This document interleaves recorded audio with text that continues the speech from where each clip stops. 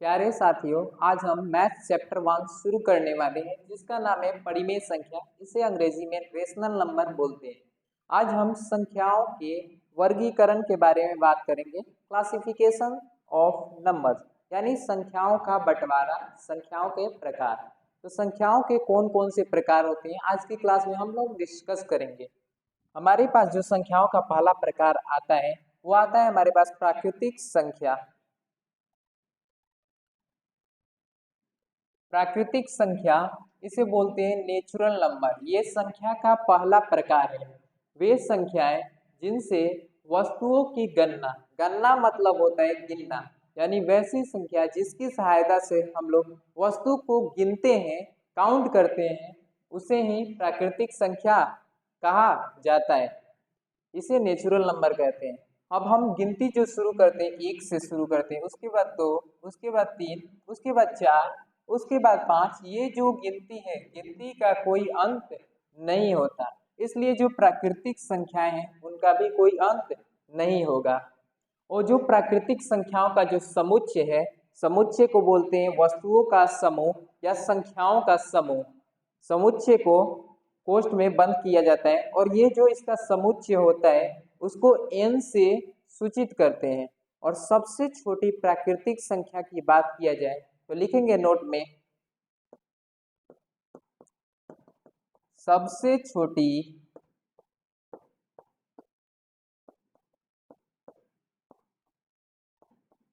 प्राकृतिक संख्या अर्थात नेचुरल नंबर एक होती है।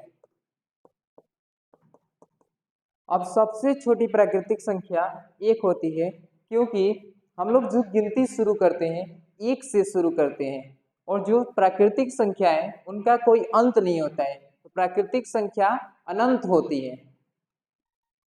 अब संख्याओं के हम लोग दूसरे प्रकार के बारे में डिस्कस करेंगे। हमारे पास जो संख्याओं का दूसरा प्रकार आता है पूर्ण संख्या, होल नंबर। देखिए पूर्ण संख्या को बोलते हैं होल नंबर। अब हम पूर्ण संख्या के बारे में डिस्कस करने वाले हैं जिसे होल नंबर बोलते हैं।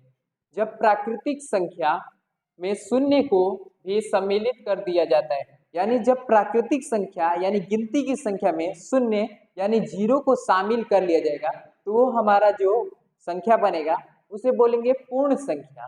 प्राकृतिक संख्या 1, 2, 3, 4, 5, 6, 7 डॉट डॉट डॉट, इसमें अगर हम लोग जीरो को शामिल करते हैं, जीरो को शामिल करते हैं तो ये हमारा पूर्ण संख्या में बदल जाता है। ये जो समूह तैयार होता है ये समूह को बोलते हैं पूर्ण संख्या।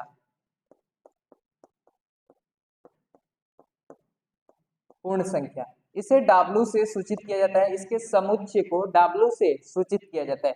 अब बताइए सबसे छोटा पूर्ण संख्या होगा वो तो जीरो होगा। सबसे छोटा पूर्ण संख्या क्या होगा? जीरो। तो लिखेंगे नोट में, सबसे छोटी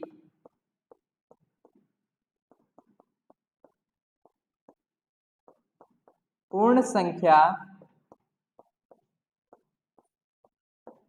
जीरो होती है। हमने संख्याओं के दो भागों को देखा। सबसे पहला भाग प्राकृतिक संख्या जो होता है गिनती की संख्या, जहां से हम लोग गिनती शुरू करते हैं उसे बोलते हैं प्राकृतिक संख्या। दूसरा हमारा जो भाग आता है पूर्ण संख्या। अगर गिनती की संख्या में जीरो को सम्मिलित किया जाता है, ऐड कर लिया जाता है, जोड़ दिया जाता है उसको, उसे बोलते हैं पूर्ण संख्या। और सबसे छोटी पूर्ण संख्या जीरो होता है। अब हम चलते हैं संख्याओं का तीसरा प्रकार में। संख्याओं को जो जो तीसरा प्रकार आता है हमारे पास आता है पूर्णांक संख्याएं। इसे बोलते हैं इंटीजर नंबर्स। पूर्णांक संख्याएं, देखिए प्राकृतिक संख्याएं, जो प्राकृतिक संख्याएं हैं उसको ले लीजिए, ये हो गया डॉट डॉट डॉट डॉट, ठीक। प्राकृतिक संख्या और उनकी ऋणात्मक संख्या, प्राकृतिक संख्या ये हो गया और इनकी ऋणात्मक संख्या को ले लेते हैं, -1, -2, -3 dot dot dot dot dot. प्राकृतिक संख्या और उनकी ऋणात्मक संख्या तथा शून्य को भी सम्मिलित करने पर जो संख्याएं प्राप्त होती है, यानी प्राकृतिक संख्या और इनकी ऋणात्मक संख्या में अगर शून्य को भी शामिल कर लिया जाता है तो ये हमारे पास जो संख्या पूरा बनता है इसको बोलते हैं पूर्णांक संख्याएं। अगर ऋणात्मक संख्या और धनात्मक संख्या और जीरो हो उसे बोलेंगे पूर्णांक संख्या। पूर्णांक संख्या को आई से डिनोट किया जाता है, आई से सूचित किया जाता है। इसमें ऋणात्मक संख्या होती है, इसमें धनात्मक संख्या होती है और बीच में जीरो होता है। जीरो न तो धनात्मक होता है न तो धनात्मक होता है और न ही ऋणात्मक। जीरो जो है न तो धनात्मक होता है न ही ऋणात्मक होता है, ये केवल पूर्णांक होता है, केवल पूर्णांक।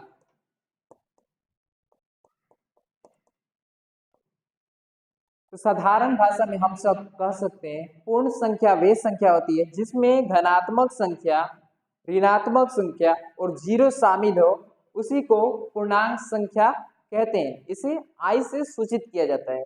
अब देखिए, जो पूर्ण संख्या होता है, पूर्ण संख्या उसे तो होल नंबर बोलते हैं, लेकिन जो पूर्णांक संख्या को हम लोग बांट देते हैं दो भागों में।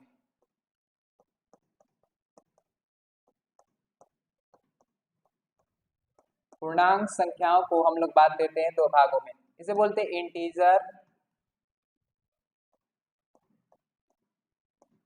नंबर या नंबर्स। इसे बांटते हैं हम लोग दो भागों में। पहला जो हमारे पास प्रकार आता है उसे बोलते हैं धनात्मक संख्या और दूसरा ऋणात्मक संख्या।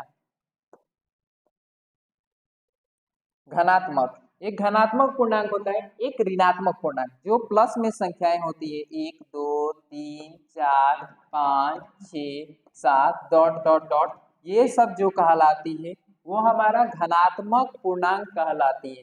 इसे आई प्लस से सूचित किया जाता है, आई लिखेंगे और ऊपर प्लस लिखेंगे, इसको बोलते हैं धनात्मक पूर्णांक। अगर ऋणात्मक पूर्णांक की बात किया जाए तो जितनी भी माइनस वाली संख्याएं जिसके आगे माइनस लगा होता है वे सब ऋणात्मक पूर्णांक वाली संख्याएं होती है। तो -1 -2 -3 -4 -5 डॉट डॉट डॉट, ये सब जितनी भी संख्याएं हैं उसे बोलते हैं ऋणात्मक संख्या। इसे आई माइनस से सूचित किया जाता है। तो पूर्णांक संख्या को बांट देते हैं हम लोग दो भागों में, एक होता है धनात्मक पूर्णांक, एक होता है ऋणात्मक पूर्णांक। धनात्मक पूर्णांक में प्लस वाली संख्या जितनी भी है और ऋणात्मक पूर्णांक में जितनी भी माइनस वाली संख्या है उसे बोलते हैं ऋणात्मक पूर्णांक। धनात्मक पूर्णांक को आई प्लस से सूचित किया जाएगा और जो ऋणात्मक पूर्णांक होगा उसे आई माइनस से सूचित किया जाएगा।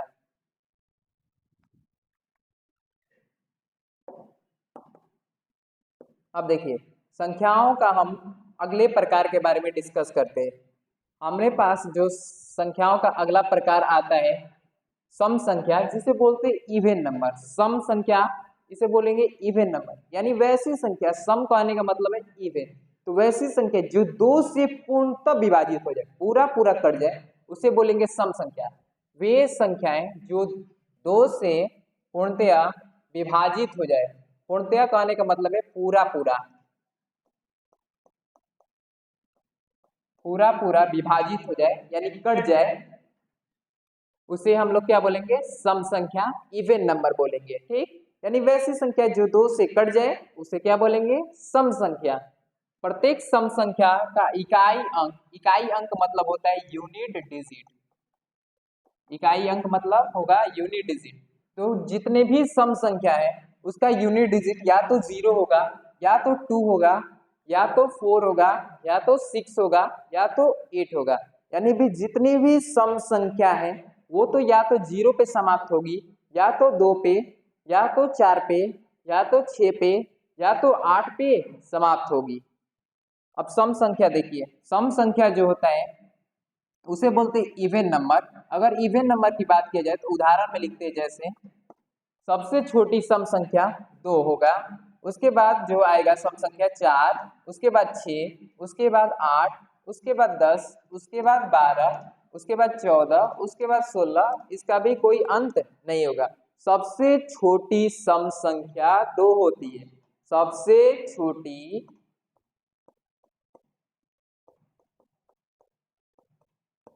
सम संख्या 2 होती है। सबसे छोटी जो सम संख्या होती है वो 2 होती है। स्मॉलेस्ट इवन नंबर 2 होगा। ठीक, और आप देख पा रहे हैं जितने भी सम संख्या है वे तो या तो 0 पे समाप्त हो रही है, यहाँ पर दिखाई दे रहा है 0, यहाँ पर 0 पे ये समाप्त हो रहा है। अगर 2 पर समाप्त होने की बात की जाए, ये जो संख्या देख रहे हैं इसका इकाई का अंक यूनिट डिजिट 2 पे समाप्त हो रहा है। ठीक, और जो ये वाली संख्या है वे 4 पे समाप्त हो रही है, यानी इकाई का अंक इसका कितना है 4। अगला जो संख्या है 16, उसका यूनिट डिजिट 6 है, इकाई का अंक 6 है। अगर 8 की बात किया जाए तो 8 यहाँ पर दिखाई दे रहा है, इसका यूनिट डिजिट 8 है। तो जितनी भी सम संख्या होगा या तो 0 पे समाप्त होगा, या तो 2 पे, या तो 4 पे, या तो 6 पे, या तो 8 पे। इसका यूनिट डिजिट 0, 2, 4, 6 या तो 8 में से कोई एक होगा। सबसे छोटी सम संख्या 2। उम्मीद करेंगे सम संख्या के बारे में आप लोगों ने जानकारी ले चुका होगा। अगले जो संख्या का प्रकार आता है हमारे पास आता है विषम संख्या। विषम संख्या को बोलते हैं ऑड नंबर। विषम संख्या देखिए, विषम संख्या मतलब होता है ऑड नंबर्स, वे संख्या जो 2 से पूर्णतया यानी पूरा पूरा न कटे, पूरा पूरा विभाजित नहीं होती है, विषम संख्याएं ऑड नंबर्स कहलाती है। यानी वैसी संख्या जो 2 से पूरा पूरा न कट पाए, जिससे 2 से भाग न लग पाए, उसे बोलेंगे विषम संख्या ऑड नंबर। प्रत्येक विषम संख्या का इकाई का अंक यानी यूनिट डिजिट या तो 1 होगा, या तो 3 होगा, या तो 5, या तो 7, या तो 9। अगर ये संख्या वैसी संख्या जो 1, 3 या 5 या 7 या 9 पर समाप्त होगा, उसे बोलेंगे विषम संख्या। और सबसे छोटी विषम संख्या बताइए तो, सबसे छोटी विषम संख्या 1 होगा, उसके बाद जो विषम संख्या आएगा 2 नहीं आएगा, 2 सम संख्या में शामिल हो जाता है, उसके बाद 3, उसके बाद 4 नहीं आएगा, उसके बाद 5, 6 को छोड़ के 7, 8 को छोड़ के 9। तो ये जो विषम संख्या होती है, विषम संख्या का भी कोई अंत नहीं होता है।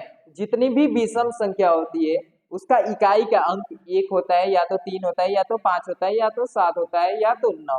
एक बड़ी संख्या लेते हैं 435। अब बताइए ये सम होगा या विषम? देखिए यूनिट डिजिट कितना है 5, यूनिट डिजिट जिसका 5 होता है वो क्या होती है विषम संख्या। तो 435 क्या होगा विषम संख्या।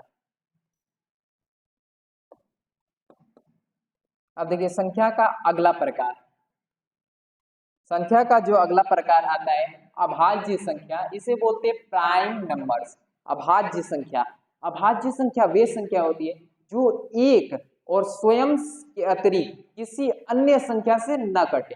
यानी इसके केवल 2 फैक्टर होते हैं, एक होता है जो स्वयं होता है खुद, और एक जो फैक्टर होता है एक होता है। यानी इसका जो फैक्टर होगा, फैक्टर गुणनफल केवल एक होगा, और एक स्वयं वो खुद होगा इटसेल्फ। यानी जितनी भी अभाज्य संख्या होती है, जितनी भी अभाज्य संख्या, उसके केवल 2 फैक्टर होते हैं, एक आता है एक और एक आता है वो खुद वही संख्या। देखिए वे संख्याएं जो एक और स्वयं के अतिरिक्त, अतिरिक्त मतलब होता है अलावा, किसी अन्य संख्या से पूर्णतया विभाजित न हो। यानी कहने का मतलब वे संख्या है जो एक और स्वयं के अलावा किसी और संख्या से न कटे, किसी और संख्या से न कटे, तो उसे बोलेंगे अभाज्य संख्या प्राइम नंबर्स। इसके केवल 2 फैक्टर होंगे, एक और स्वयं और खुद। जैसे देखिए दो की बात किया जाए फैक्टर गुणनफल के बारे में, ये जो 2 संख्या है, 2 वाला संख्या वो 1 से कट सकता है और 2 से कटेगा, इसके अलावा ये किसी से नहीं कटेगा। तो आप देख पा रहे हैं इसके केवल 2 फैक्टर है, एक और ये खुद संख्या है, तो ये क्या होगा अभाज्य संख्या। जो 2 होगा हमारा अभाज्य संख्या। और सबसे छोटा अभाज्य संख्या की बात किया जाए तो सबसे छोटा अभाज्य संख्या 2 होगा। इसके बाद जो अभाज्य संख्या आता है 3, इसके बाद जो अभाज्य संख्या आता है 3। अगर 3 की फैक्टर अर्थात गुणनफल के बारे में बात किया जाए तो ये जो संख्या कटेगा 1 से कटेगा, 2 से नहीं कटेगा, 3 से कटेगा। आप देख पा रहे हैं इसका जो फैक्टर अर्थात गुणनफल है 1 है और वह खुद है, यानी इसके केवल 2 फैक्टर है, एक और स्वयं। तो इसके अतिरिक्त वह ये जो 3 संख्या है, 3 ये 3 वाला संख्या ये इसके अतिरिक्त और कोई भी संख्या से नहीं कट पा रहा है, तो ये जो होगा 3 अभाज्य संख्या होगा। ऐसे ही 5 जो कटेगा 1 से कटेगा और 5 से कटेगा, जो 7 है 1 से कटेगा और 7 से, इसके केवल 2 फैक्टर, एक और वो स्वयं खुद। इसके बाद 11, उसके बाद 13, इसके बाद कुछ अलग संख्या जिसके केवल 2 फैक्टर हो, एक और वो स्वयं खुद, उसे बोलेंगे अभाज्य संख्या। तो आप देख पा रहे हैं अभाज्य संख्या होती है उसके केवल 2 फैक्टर होते हैं, एक वो खुद होता है, एक दूसरा वो स्वयं होता है, इसके अतिरिक्त कोई अगला फैक्टर नहीं होता है। देखिए केवल 2 सम संख्या है जो अभाज्य है तथा यह सबसे छोटी अभाज्य संख्या है। कहने का मतलब है केवल 2, only 2 is even number, even number, यानी कहने का मतलब है 2 सम भी है और सबसे छोटा अभाज्य संख्या है। सबसे छोटा अभाज्य संख्या 2 होगा और सम भी होगा।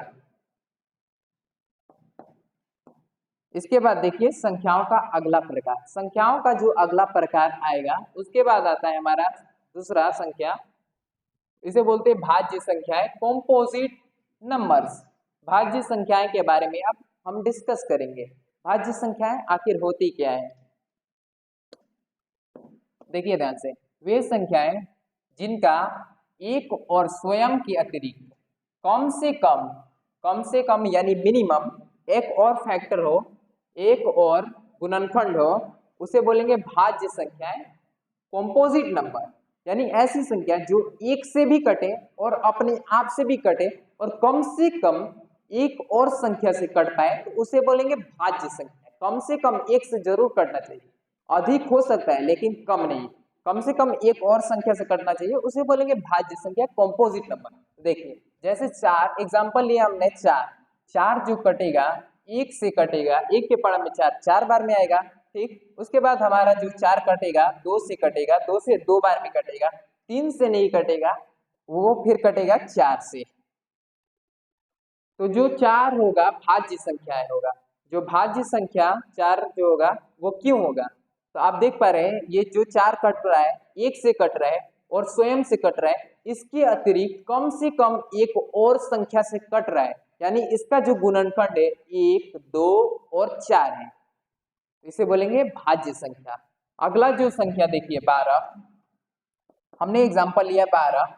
अब 12 देखिए कितना कितना से कट सकता है, 1 से कटेगा, 2 से कटेगा, 2 छक 12, ठीक, 3 चौका 12, उसके बाद 4 से कटेगा 12, उसके बाद 6 से कटेगा, 6 दूनी का 12, उसके बाद हमारा जो 12 कटेगा 12 से। तो आप देख पा रहे हैं जो 12 का गुणनखंड है 1 है और 12 है, यानी 1 से भी कट रहा है और अपने आप से भी कट रहा है, इसके अतिरिक्त इसके और भी गुणनखंड है, इसके अतिरिक्त इसके और भी गुणनखंड है, अतः 12 भाज्य संख्या होगा। समझे भाज्य संख्या क्या होता है? भाज्य संख्या वे संख्या जो एक और स्वयं के अतिरिक्त कोई अगला भी फैक्टर होना चाहिए, अगला फैक्टर से भी कटना चाहिए, तो उसे बोलेंगे भाज्य संख्या, कंपोजिट नंबर। देखिए संख्याओं का अगला प्रकार, संख्या का जो अगला प्रकार आता है हमारे पास सअभाज्य संख्याएं। सअभाज्य संख्या इसको बोलते हैं को प्राइम नंबर। सअभाज्य संख्याएं को प्राइम नंबर्स, ऐसी 2 या अधिक प्राकृतिक संख्याएं। देखिए 2 या 2 से अधिक प्राकृतिक संख्या ले लीजिए जिनमें केवल एक के अतिरिक्त कोई अन्य उभयनिष्ठ गुणनखंड ना हो, उसे बोलेंगे सअभाज्य संख्या। साधारण भाषा में हम लोग बात किया जाए, एक एग्जांपल लेते हैं 2 प्राकृतिक संख्या, सबसे प्राकृतिक संख्या, एक एग्जांपल लेते हैं 2 प्राकृतिक संख्या हो गया और अगला एग्जांपल हो गया 3, ये जो है प्राकृतिक संख्या हो गया 2, कम से कम ये 2 प्राकृतिक संख्या है। इसका फैक्टर की बात किया जाए गुणनखंड के बारे में, तो ये जो इसका जो फैक्टर होगा 2 कटेगा 1 से और जो कटेगा 2 वो 2 से कटेगा और जो 3 है वो 1 से कटेगा और 3 से। अगर उभयनिष्ठ गुणनखंड की बात की जाए, दोनों में कॉमन क्या मिल रहा है?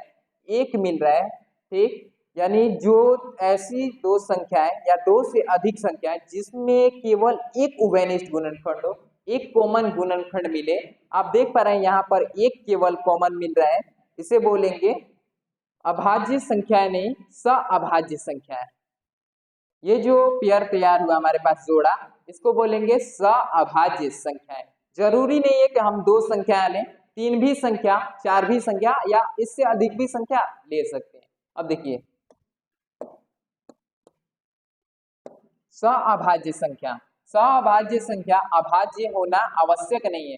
यानी कहने का मतलब है जितनी भी सहभाज्य संख्या है उसका अभाज्य होना आवश्यक नहीं है। ये भी हो सकता है वो अभाज्य भी हो या हो सकता है अभाज्य ना हो। तो देखिए सहभाज्य संख्या क्या हुआ, एक ऐसी दो या दो से अधिक संख्या जिसके केवल एक उभयनिष्ठ गुणनफल हो, कॉमन सिर्फ एक मिल सके, उसे बोलेंगे सहभाज्य संख्या। अगला एग्जांपल है 5, 9 और 11। अगर 5 की बात किया जाए, 5 कितना कितना से कट सकता है, 1 से कटेगा और 5 से कटेगा। 9 की बात किया जाए 1 से कटेगा, उसके बाद 3 से कटेगा, उसके बाद 9 से कटेगा। अब देखिए 11, 11 कितना से कट सकता है बताइए, तो 1 से कटेगा, उसके बाद 11 से कटेगा। अब बताइए इसमें जो कॉमन गुणनखंड मिल रहा है, कॉमन, कॉमन यानी उभयनिष्ठ, तीनों में क्या कॉमन मिल रहा है, एक मिल रहा है, यहाँ पे यहाँ पर एक मिल रहा है, यहाँ पर एक मिल रहा है, इसके अतिरिक्त और कोई कुछ मिल रहा है क्या, नहीं मिल रहा है। इसमें कॉमन गुणनखंड सिर्फ केवल एक मिल रहा है, केवल एक मिल रहा है, यानी उभयनिष्ठ गुणनखंड केवल एक मिल रहा है। अतः 5, 9 और 11 का जो जोड़ा तैयार होगा, पेयर तैयार होगा, उसे बोलेंगे अभाज्य संख्याएं नहीं, सअभाज्य संख्याएं। बढ़ते हैं संख्याओं का अगला प्रकार के बारे में। देखिए संख्याओं का जो अगला प्रकार आता है परिमेय संख्या, उसे बोलते हैं रेशनल नंबर। परिमेय संख्या मतलब होता है रेशनल नंबर्स, वैसी संख्या जिन्हें p बट्टा q के रूप में व्यक्त किया जा सके, यानी एक ऐसी संख्या जिसे p बट्टा q यानी अंश बट्टा हर के रूप में, अंश बट्टा हर के रूप में अगर किसी भी संख्या को लिख देते हैं उसे बोलेंगे परिमेय संख्या। p बट्टा q के फॉर्म में किसी भी संख्या को लिखते हैं उसे बोलेंगे परिमेय संख्या। लेकिन एक कंडीशन ये बनता है जहां p और q दोनों क्या होना चाहिए, पूर्णांक होना चाहिए, इंटीजर होना चाहिए। इंटीजर, इसके पहले हमने इंटीजर के बारे में बताया जिसमें जीरो शामिल होता है और ऋणात्मक संख्या और धनात्मक संख्या शामिल होती है, उसको बोलते हैं पूर्णांक संख्याएं। तो देखिए जहां p और q दोनों क्या होना चाहिए, पूर्णांक होना चाहिए और सअभाज्य होना चाहिए, यानी इसके केवल एक कॉमन गुणनखंड होना चाहिए, वो सिर्फ एक से कटना चाहिए। तो देखिए जैसे 3/5 7/9, अगर 3/5 की बात की जाए तो ये देखिए ये p बट्टे q के फॉर्म में है, यानी अंश बट्टा हर के रूप का है। जो 3/5 है अंश बट्टा हर के रूप का है, यानी अंश की बात किया जाए तो 3, हर की बात किया जाएगा तो 5। आप देख पा रहे हैं ये जो 3/5 है p बट्टे q के रूप में है, p बट्टे q के रूप में, और इनका गुणनखंड की बात किया जाए तो 3 जो कटेगा 1 से कटेगा और 3 जो कटेगा अपने आप से कटेगा, और जो 5 जो है कटेगा 1 से कटेगा और 5 से। इसके केवल एक उभयनिष्ठ गुणनखंड मिल रहा है, देख रहे हैं 1 से कट रहा है, यहाँ पर भी 1 से कट रहा है। तो ये कौन सी 3 और 5 जो संख्या होगी, सअभाज्य संख्या है। सहभाज्य संख्या क्यों होगी, क्योंकि किस इसमें केवल उभयनिष्ठ गुणनखंड एक मिल रहा है, इसमें केवल उभयनिष्ठ गुणनखंड कितना मिल रहा है, एक मिल रहा है, इसे बोलेंगे सहभाज्य संख्या। तो 3/5 जो है p बट्टे q के भी रूप का है, और ये 3/5 जो है अभाज्य भी है, अभाज्य नहीं है सअभाज्य है, सॉरी 3/5 जो है सअभाज्य भी है, ठीक, इसे बोलेंगे परिमेय संख्या। अब देखिए अगला एग्जांपल 7/9, 7/9 जो है 7 की फैक्टर की बात किया जाए तो 1 से कटेगा और 7 से कटेगा, 9 जो की फैक्टर की बात किया जाए 1 से कटेगा, 3 से कटेगा और 9 से। इसमें उभयनिष्ठ गुणनखंड देखिए, उभयनिष्ठ गुणनखंड सिर्फ एक मिल रहा है, यानी कॉमन सिर्फ एक मिल रहा है, तो यानी 7 और 9 का जो जोड़ा तैयार होगा वो सअभाज्य होगा, और इसे p बट्टा q के रूप में लिख दिए, यानी अंश बट्टा हर के रूप में लिख दिए, तो ये क्या होगा, परिमेय संख्या।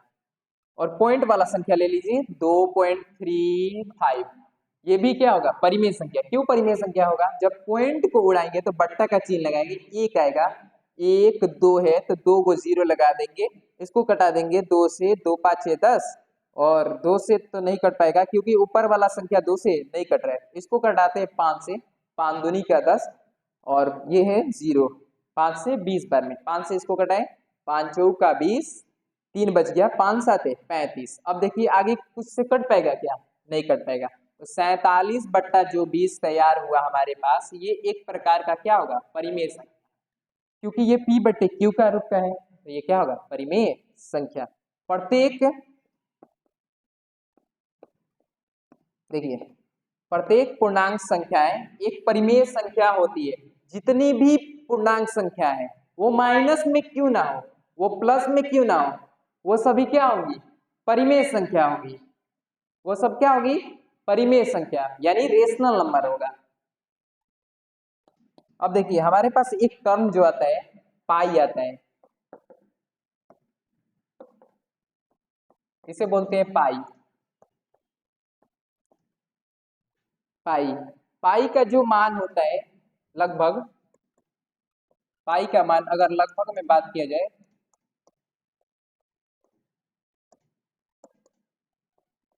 22/7 या 3.14। पाई जो होता है, पाई का लगभग मान होता है 22/7 या 3.14। ये पाई का मान लगभग होगा, ठीक, 22/7 या 3.14। तो पाई जो है अपरिमेय संख्या होगा।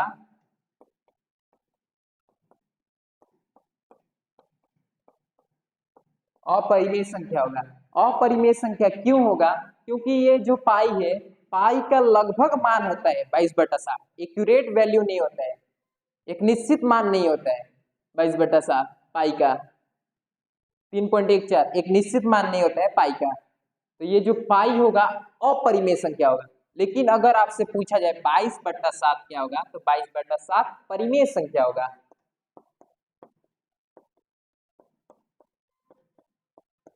परिमेय संख्या होगा। अगर बात की जाए 3.14 क्या होगा, ये भी क्या होगा, परिमेय संख्या। लेकिन जो पाई होता है, पाई क्या होता है, अपरिमेय संख्या। पाई क्या होता है, अपरिमेय संख्या। लेकिन 22/7 क्या होगा, परिमेय संख्या। 3.14 क्या होगा, परिमेय संख्या। क्यों पाई अपरिमेय संख्या होता है, क्योंकि ये जो पाई का मान होता है लगभग में बताया जाता है 22/7, 3.14 लगभग में, लगभग में बताएंगे तो उसे बोलेंगे अपरिमेय संख्या। एक्यूरेट जब वैल्यू होगा, निश्चित मान होगा, तो उसे बोलेंगे परिमेय संख्या। देखिए अब हमने पढ़ लिया परिमेय संख्या। अगला जो हमारे पास जो संख्या आता है उसे बोलते हैं अपरिमेय संख्या। देखिए अपरिमेय संख्या, इरेशनल नंबर्स। इरेशनल नंबर्स क्या होता है, तो ध्यान दीजिएगा। इरेशनल नंबर्स क्या होता है, वे संख्या जिन्हें p/q के रूप में व्यक्त यानी लिखा नहीं जा सके, व्यक्त नहीं किया जा सके, उसे बोलेंगे अपरिमेय संख्या, इरेशनल नंबर। यानी एक ऐसी संख्या जिसे p/q के रूप में लिखा ना जा सके, या कोई भी संख्या रूट के अंदर हो, इसका वर्गमूल ना निकल पाए, स्क्वायर रूट ना निकल पाए, उसे बोलेंगे अपरिमेय संख्या। क्या बोलेंगे, अपरिमेय संख्या। जहां p और q दोनों क्या हो, पूर्णांक है। q का मान 0 के बराबर नहीं होना चाहिए, q 0 के बराबर नहीं होना चाहिए, यानी 0 के छोड़ के q और कुछ भी हो सकता है। तो देखिए अपरिमेय संख्या, हमने एग्जांपल लिया √2, √5, √7। अगर √2 की बात किया जाए तो इसका स्क्वायर रूट निकालना पॉसिबल है, नहीं। इसका स्क्वायर रूट निकाल सकते हैं केवल लगभग में, इसका लगभग में मान बताया जा सकता है। क्योंकि ये भी जो 2 है, 2 किसी भी संख्या का वर्ग नहीं है, 2 किसी भी संख्या का वर्ग नहीं है, तो इसका मान लगभग में निकाला जा सकता है। तो √2 होगा अपरिमेय संख्या। इसके बाद देखिए √5, √5 किसी का वर्ग है, बताइए तो √5 किसी का वर्ग है, नहीं है, तो इसका मान भी जो निकलेगा लगभग में निकलेगा। लगभग में जो भी संख्या का मान निकलता है उसे बोलते हैं अपरिमेय संख्या। उसे क्या बोलेंगे, अपरिमेय संख्या। अगर बात किया जाए √4, तो √4 बताइए किसका स्क्वायर है। √4 जो है इसको लिख सकते हैं 2 गुना 2, तो 2 को रूट में से 2 के लिए कितना निकलता है, 1 2। तो √4 क्या होता है, अपरिमेय संख्या नहीं बल्कि परिमेय संख्या होगा। √4 क्या होगा, परिमेय संख्या। अब बताइए √4 जो है इसका वर्गमूल निकाल दिए 2, इसके नीचे 2 के नीचे कुछ नहीं है, तो 1 हो सकता है क्या नीचे, किसी भी संख्या के नीचे 1 होता है या नहीं होता है, 1 होता है। तो ये जो √4 होगा वो परिमेय संख्या होगा।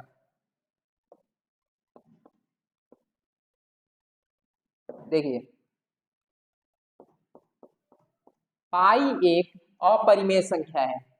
अभी बताए हैं पाई जो है एक अपरिमेय संख्या है, क्योंकि 22/7 होता है पाई का यथार्थ मान नहीं है, यानी एक्यूरेट वैल्यू नहीं है 22/7। यह इसका सन्निकट मान है, यानी लगभग मान है, अप्रोक्स वैल्यू है। लगभग बताया जाता है पाई का मान 22/7 या 3.14। तो परिमेय संख्या आपने देख लिया और अपरिमेय संख्या देख लिया, अपरिमेय संख्या भी देख लिया। अगला संख्या के बारे में हम डिस्कस करते हैं। अगला जो संख्या आता है उसे बोलते हैं वास्तविक संख्या, रियल नंबर। वास्तविक संख्या उसे बोलेंगे रियल नंबर्स। ठीक, देखिए रियल नंबर क्या होते हैं। वे संख्याएं जो परिमेय और अपरिमेय दोनों होती है, यानी एक ऐसी संख्या जो अपरिमेय और परिमेय और अपरिमेय दोनों से बना होगा उसे बोलेंगे वास्तविक संख्या। या हम लोग कह सकते हैं परिमेय संख्या यानी रेशनल नंबर, परिमेय और अपरिमेय संख्या का जो समूह बनेगा,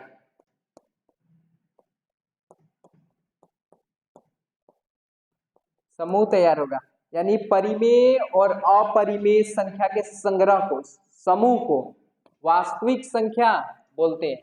देखिए इनका समुच्चय को R से प्रदर्शित किया जाता है, यानी इसका जो समूह होता है उसे R से प्रदर्शित किया जाएगा। अब देखिए परिमेय संख्या और अपरिमेय संख्या मिलकर बनाएगा क्या, वास्तविक संख्या। तो R से इसे डिनोट किया जाएगा।